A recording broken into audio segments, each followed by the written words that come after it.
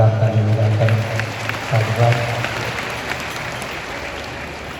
स्वर्गीय मैनेजर मिश्रा, स्वर्गीय रघुवंश मिश्रा जी की स्मृति में श्रीमती उर्मिला देवी, आशुतोष मिश्रा जी, श्रीमती सीमा मिश्रा जी, जिन्होंने मुख्य यजमान अतिथि पद प्राप्त किया, एक बार उनके लिए भी जोरदार ताली बजाकर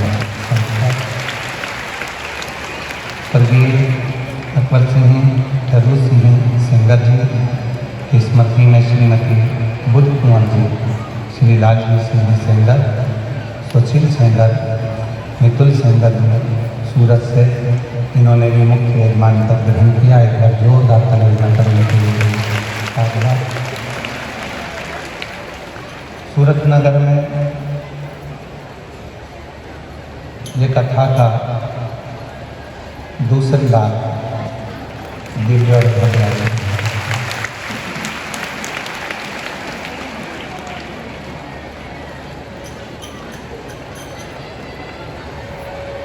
हमको लगा था कि एक बार आप अच्छे से पेट भरकर सुन लिए होंगे, पर आज सिद्ध हो गया कि भजन और भोजन की जरूरत तो रोज होती है, इसलिए कथा की जरूरत है। लाखों की संख्या में आप कथा के प्रथम दिवस में आए हैं।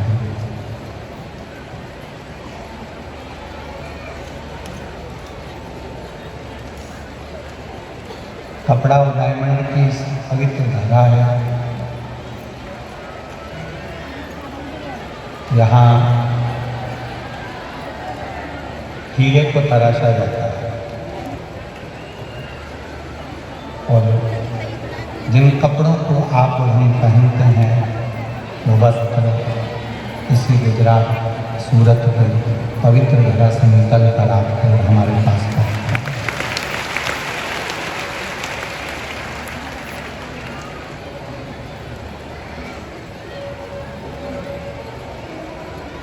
अब जो दो चीज़ें यहाँ बनती हैं,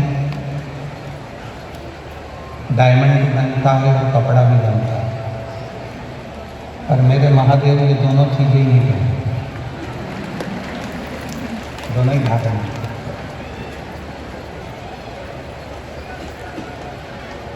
क्योंकि स्वयं पार्वती जी ने शिव जी से कहा था कि दुनिया का सबसे बड़ा अगर कोई हीरा है और कोई डायमंड है तो मेरे प्रभु के सिवा दुनिया में कोई डायमंड ऐसा नहीं है जो धन्यवाद है। वो शिव, वो शंकर, वो व्रत और तेरी कृपा बिना नहीं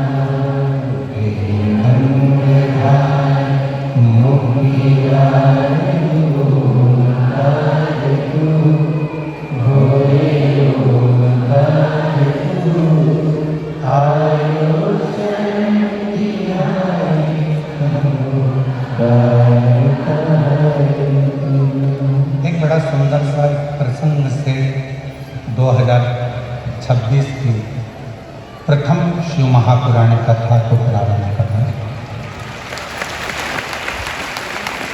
सूरत नगर गुजरात 2025 गया, 26 आ गया।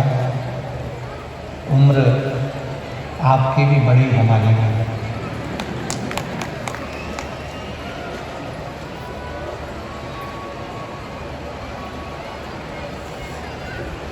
कोई 21 का था तो 22 का हो गया, कोई 25 का था तो 26 का हो गया, कोई 29 का था तो 30 का हो गया, कोई 50 का था तो 51 का हो गया।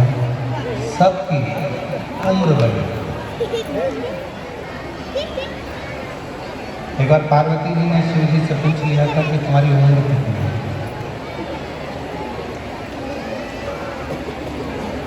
और यदि गुजरात वालों को मालूम हो या जितने लोग इस पवित्र कथा को टीवी के माध्यम से, आस्था चैनल के माध्यम से, सोशल मीडिया के माध्यम से, यूट्यूब फेसबुक के माध्यम से सुन रहे हैं, उनको भी अगर मालूम हो कि शिव जी की उम्र कितनी है,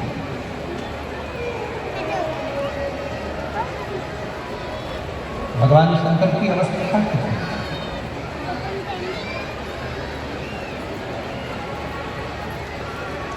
किसी को नहीं मालूम।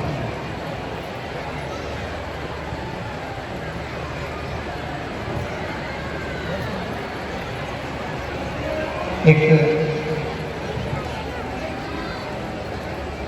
कोई अन्य व्यक्ति से पूछा जाए कि ये धर्म कब का है, या वो धर्म कब का है, या क्रिश्चियन धर्म कब का है, मुस्लिम धर्म कब का है, ये धर्म कब का है, वो धर्म कब का है, तो बताया जा सकता है कि ये धर्म इनका, और इसको धर्म नहीं तंत्र इनका ऐसे चाहिए। पर कोई तुमसे पूछे कि हमारा सनातन धर्म कब का है, तो उसका कोई अंदाजा नहीं लगाया जा सकता। जब से पृथ्वी, अग्नि, आकाश, वायु, जल है, तब से ये सनातन धर्म निश्चित आनंद, इसका कोई अंदाजा नहीं लगा सकता। इसको बोल भी नहीं सकते कि तुम्हारी उम्र कितनी है, सनातन धर्म की उम्र कितनी हो गई, कितने साल का हो गया, हमारा हिंदू धर्म, हमारा सनातन धर्म कितने वर्ष का हो गया, ये कोई नहीं बता सकता।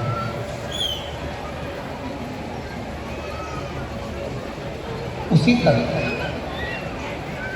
भगवान राम पृथ्वी पर आए तो हम कह सकते हैं कि इतने इतने वर्ष हुए, भगवान कृष्ण पृथ्वी पर आए तो हम कह सकते हैं कि इतने इतने वर्ष हुए, श्री हनुमान जी महाराज पृथ्वी पर आए तो हम कह सकते हैं कि इतने इतने वर्ष हुए।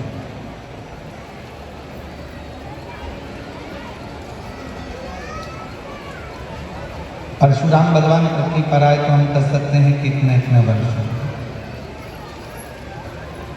सारे देवताओं का बताया जा सकता है कि इतने वर्ष हुए हैं, पर भगवान देवादिदेव महादेव के लिए कोई पुराण, कोई शास्त्र, कोई वेद ये नहीं बता सकता कि शंकर भगवान कितने वर्ष पुराने हैं या शिव जी की उम्र कितनी है,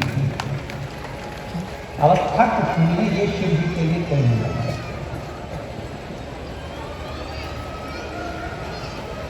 इसको बताना बहुत कठिन है, इसको जानना बहुत कठिन है।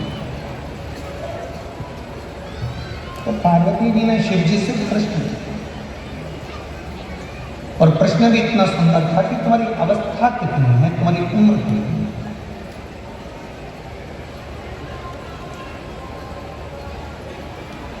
और यही प्रश्न एक बार उठाया था कि एक संत भ्रमण करते करते एक शिष्य के घर पर पहुंच गए, और शिष्य के घर पर गए तो उनकी माता जी ने उनको प्रणाम करा, पुरुष ने उनको प्रणाम करा, बेटे ने प्रणाम करा, बहू ने प्रणाम करा, पोता पोती ने प्रणाम करा, सब।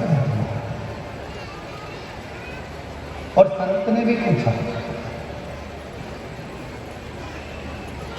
एक बहू से पूछा कि बेटा तुम बताओ तो तुम्हारी सास की उम्र कितनी है, तो कहा मेरे सास की उम्र लगभग अगर देखा जाए तो सास की उम्र तो 68 साल के करीब में होगी। अच्छा, तुम्हारे ससुर की उम्र कितनी है, तो कहा ससुर की उम्र लगभग 45 साल के करीब में है। सास कितने की है, जम के बोलो 68।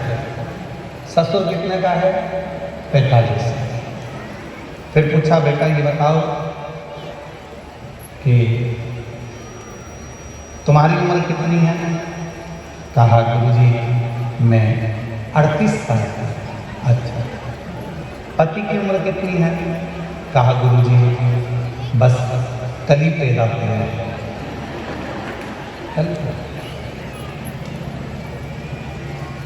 गुस्सा आ गया सास को, मेरी बहू कितना झूठ बोलती है, खुद की उम्र सही बताई, बाकी की सबकी उम्र झूठ बताई। मेरा पति अगर 45 साल का होगा और मेरी उम्र 68 साल की होगी तो क्या शादी नहीं होती? और पति अगर कल पैदा हुआ है तो इसकी शादी किसके साथ हुई? ये पक्की झूठ बोल रही है। इतने में तुरंत गुरुजी ने कहा, संत बोले, माँ मैंने आपकी बहू से उम्र नहीं पूछी है, मैंने आपकी बहू से पूछा कि कौन कितने समय से भगवान शंकर की भक्ति में लगा है। मैंने ये कहा, कोई 68 साल, कोई 43 साल, कोई 38 साल, और पति को रोज कहती थी कि शंकर जी के मंदिर में 1 लोटा जल चढ़ाने चलो, 1 लोटा जल डालने चलो। वो कल से जाना चालू करा है तो पति की उम्र भी बस कल से ही प्रारंभ हुई है। जिसने अपनी जिंदगी में जो अच्छा काम किया और जिस दिन से प्रारंभ किया, समझ लेना कि तुम्हारी असली उम्र उस दिन से प्रारंभ हो।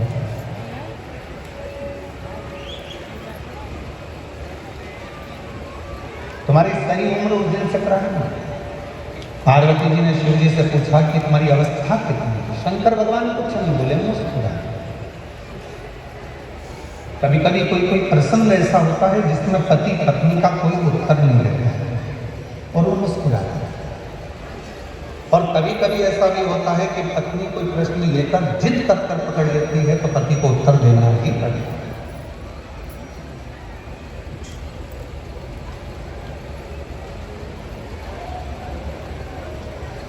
कभी कभी ऐसा भी होता है। तो पार्वती जी ने हाथ जोड़कर कहा कि तुम्हारी अवस्था कितनी है, तुम्हारी उम्र कितनी है? शिव जी कुछ नहीं कहते, मुस्कुरा देते हैं, हंस देते हैं, पर शंकर भगवान कोई उत्तर नहीं देते। फिर पार्वती जी ने वापस पूछा, फिर पुनः पूछा, तुम्हारी उम्र कितनी है? कितनी? उत्तर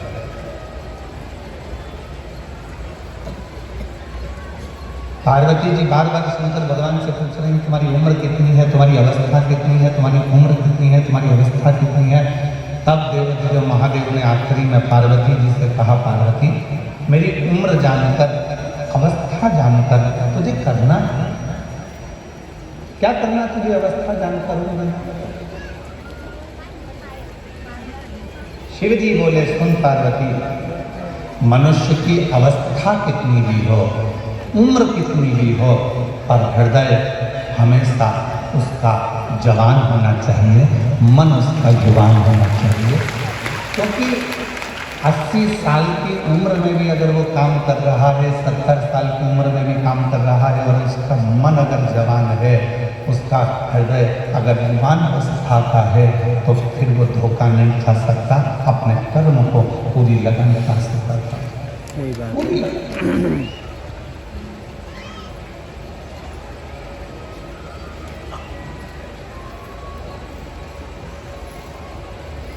अब कोई आपसे पूछे है, क्यों साहब भारत की भूमि का संचालन कर रहे हैं माननीय प्रधानमंत्री जी की उम्र कितनी है? आप कहोगे 75 को, पर आज का नव युवक लड़का जितनी बजे अपना कमरा नहीं छोड़ पाता, उससे पहले माननीय प्रधानमंत्री जी नरेंद्र भाई मोदी जी अपना भवन छोड़कर जनमानस के बीच में पहुंच जाते हैं। इसको कहते हैं अवस्था नहीं देखना, भीतर की जुबान का देखना। इसको अवस्था नहीं देखते, इसको भीतर की जुबान का देखते हैं, अपने भीतर, अपने हृदय, अपने मन की युवा अवस्था।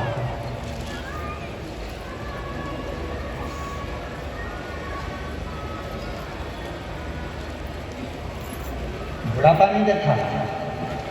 कोई ऐसे भी होते हैं कि 60-65 में, आप लोगों में भी कई माताएं ऐसी बैठी होंगी, कई भाई ऐसे बैठे होंगे जो 25 बार घर में कह देते हैं, अब तो अवस्था हो गई है, अब कमर से बनता नहीं, अब तो ये पाँव बहुत दुखे, मारा घोड़ा बहुत दुखता है, अब ये पाँव अब मुझसे चलते बनता नहीं। अब तुम 60 की 65 के, 55 के, 50 के, कई कई बहुएं तो 40, 33, 40 साल की, 35 साल की, तो भी उनकी कहीं कमर दुख है, कहीं सिर दुख है, कहीं कोहनी दुख है, कहीं हाथ दुख है, कहीं नेत्र दुख है, दिन भर उनका कुछ ना कुछ दुखता रहता है। तो जरा विचार करिएगा महाराज, भीतर से वो अवस्था से बूढ़ी नहीं हो रही हैं, वो भीतर से बूढ़ी होती चली जा रही हैं। और शिव महापुराण की कथा कहती है, शंकर की कथा कहती है, शंकर भगवान कितने साल के हो गए, अवस्था कितनी हो गई, किसी को नहीं मालूम, परंतु शंकर भगवान के हृदय की तरुणाई, शिव जी के हृदय की युवान अवस्था कभी खत्म नहीं होती। वो लगनता से अपने कर्म के प्रति जागरूक बनी।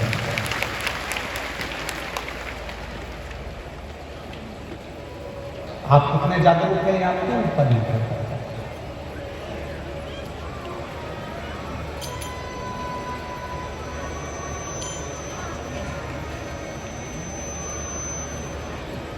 कोई 40 साल में ही पूरा बूढ़ा मान लेता है अपने आप को, कोई 50 साल में ही अपने आप को पूरा बूढ़ा मान लेता है, कोई 60 साल में अपने आप को बुजुर्ग मान लेता है, कोई 70 साल में आकर बुजुर्ग मान लेता है, और कोई ऐसा भी है जो 80, 85, 90 में भी पहुंचने के बाद अपने आप को बूढ़ा नहीं मानता, अपने काम की लगनता में लगा रहता है, अपने हृदय को युवान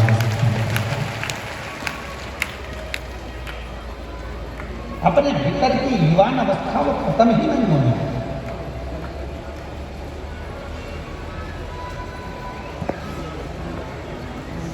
2025 चले गए, 2026 आ गया और 26 की एक यही कथा चालू हो गई। आज आप लोगों से निवेदन है, तुम कितने भी उम्र में बढ़ रहे हो मना नहीं, कितने भी धन में बढ़ रहे हो मना नहीं, कितनी भी फैक्ट्रियों में बढ़ रहे हो मना नहीं, कितनी भी गाड़ियों में बढ़ रहे हो मना नहीं, कितने ही बंगलों में बढ़ रहे हो मना नहीं, तुम कितनी भी उन्नति की सीढ़ी पर चढ़ रहे हो मना नहीं, पर इतना जरूर याद रखना कि अपने मन को हमेशा उम्र से मत तोलना। उम्र कितनी भी